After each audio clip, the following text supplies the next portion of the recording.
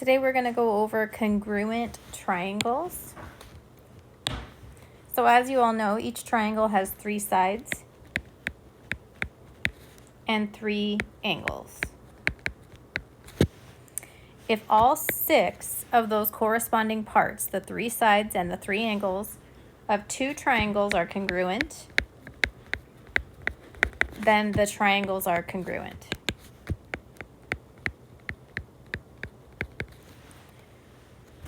So the congruent triangles theorem that we're going to be using a lot, for short we call it CPCTC, and that stands for corresponding parts of congruent triangles are congruent.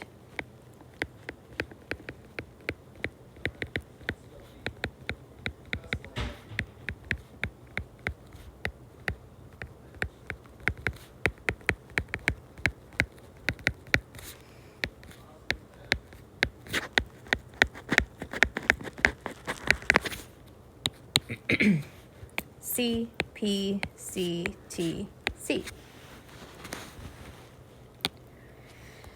So here we have a diagram of 2 congruent triangles.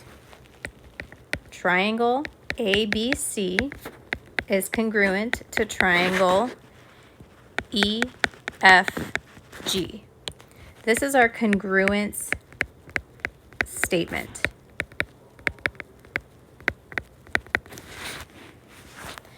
And the order really matters how the congruence statement is written. The order is actually telling you which angles are congruent and which sides are congruent. So even without a diagram, which has all of the congruent sides and angles marked, you would be able to know which angles and which sides are congruent. So the corresponding angles, we have angle A is congruent to angle E. You'll also see that in the statement, those are in the same spot. They are the first letter given. Angle B is congruent to angle F. We know that from the diagram here, and also that they are both the second letters in the congruent statement. And angle C is congruent to angle G.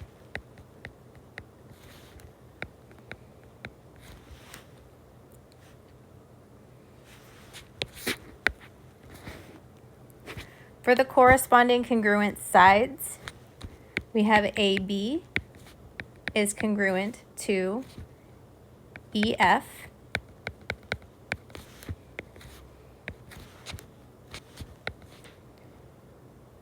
BC is congruent to FG. And AC is congruent to EG.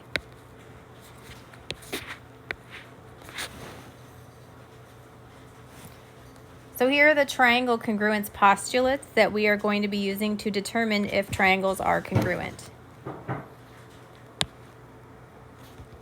If 3 sides of one triangle are congruent to 3 sides of a second triangle, then the 2 triangles are congruent. And this postulate is side, side, side. That tells us that these are congruent triangles, and we also can assume that all 3 angles inside are congruent as well. The next postulate is side, angle, side. If 2 sides and the included angle of one triangle are congruent to 2 sides and the included angle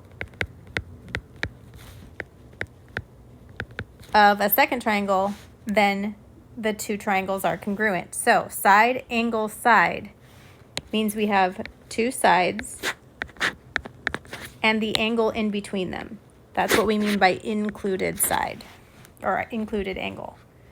Side, angle, side. then we would know that these are congruent triangles and all three sides are congruent and all three angles are congruent. Angle, side, angle. If two angles and the included side of one triangle are congruent to two angles and the included side of a second triangle, then the two triangles are congruent. So we have our two angles and the side that's included or in between them. Angle, side, angle. That tells us that these are congruent triangles, all three sides are congruent, and all three angles are congruent. Angle, angle, side.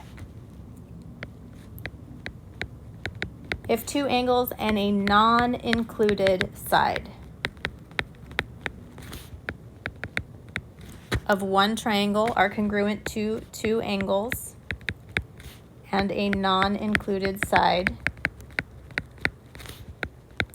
of a second triangle, then the two triangles are congruent. So here we have two angles and a side other than the one that's in between those two angles. So here we have a non-included side. Angle, angle, side. That tells us that these triangles are congruent, all three sides are congruent, and all three angles are congruent.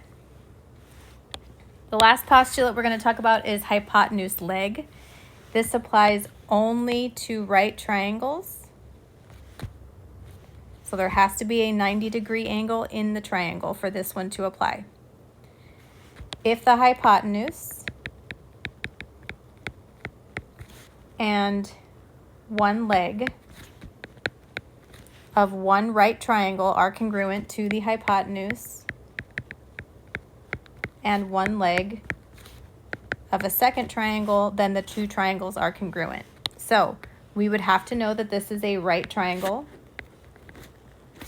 and the hypotenuse, which is the side opposite the 90-degree angle, and one of the legs are congruent. If the hypotenuse and one leg are congruent, then these are congruent triangles. All three angles and all three sides are congruent.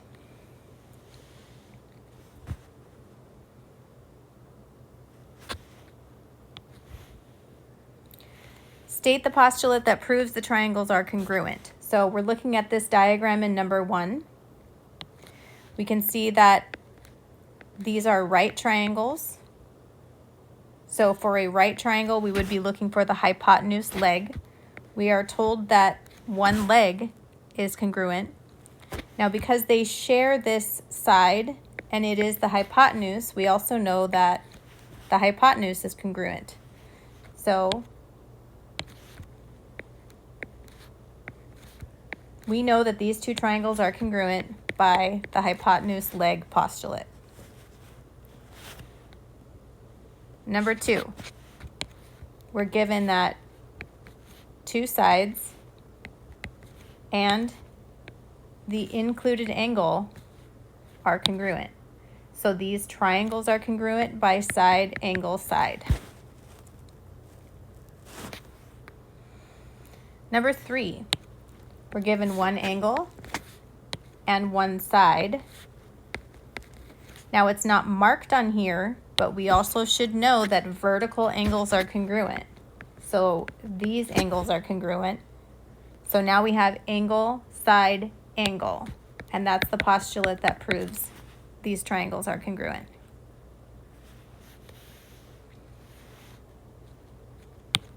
Now there's a mistake on my notes. Yours should say that it wants you to state the corresponding part based on the diagram and the congruent statement. So we have in number 4, triangle QRS is congruent to triangle SVW. QR is a side. It's congruent to what side of the other triangle? So here's QR. It is congruent to SV. Number 5, triangle EDC is congruent to triangle UTS. Angle D is congruent to what angle of the second triangle? So here's our angle D. So we would know based on these marks on the diagram that it's angle T. The other way we would know is that they're both the middle letter of the congruent statement. Number 6, triangle HFG is congruent to triangle HWX. Angle GHF, that's this one, is congruent to this one because it's a vertical angle. Also, it's the first letter in the congruent statement. So we would say it's congruent to angle XHW.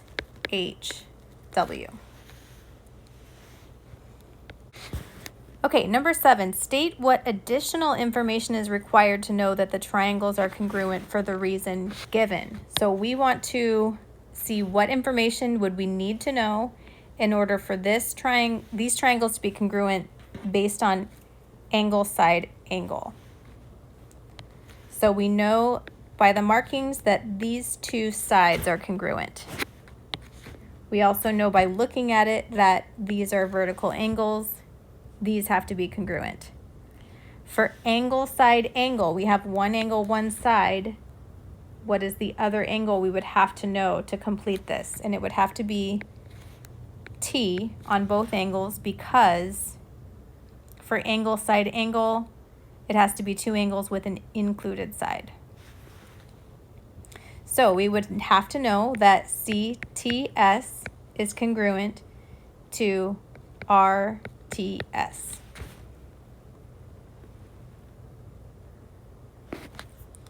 And for the last one, you're going to need to be able to mark the diagrams based on a congruent statement.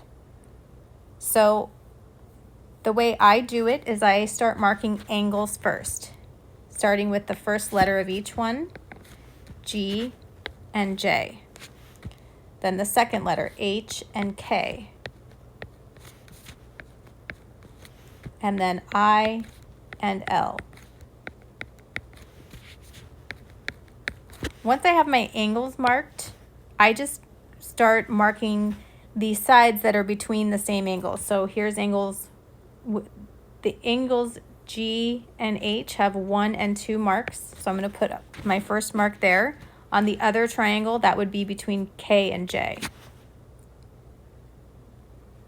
You would also know, because that's the first 2 letters, so that tells you a side.